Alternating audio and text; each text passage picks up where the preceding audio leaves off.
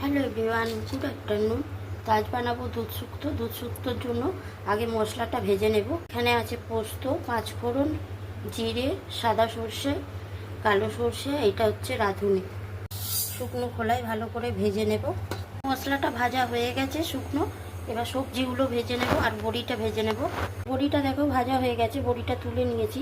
এখানে সবজির মধ্যে আছে আলু, উচ্ছে, কাঁচকলা, বেগুন, শিম, রাঙালু, ডাঁটা। সব জিনিসগুলো ভেজে নেবো। সবার আগে উচ্ছেটা ভাজবো। সবজিগুলো দেখো সব ভাজা হয়ে গেছে।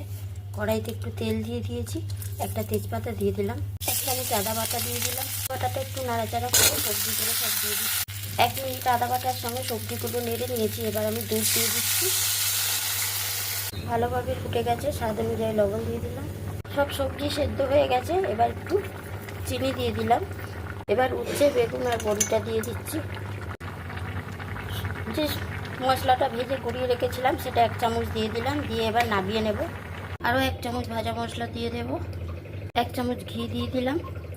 এবার ভালো করে ঢাকা চাপা দিয়ে রেখে দেব। দুধ শুক্তো রেসিপিটা তোমাদের কেমন লাগলো কমেন্ট করে অবশ্যই জানিও। এখন এই পর্যন্তই, চলো টাটা।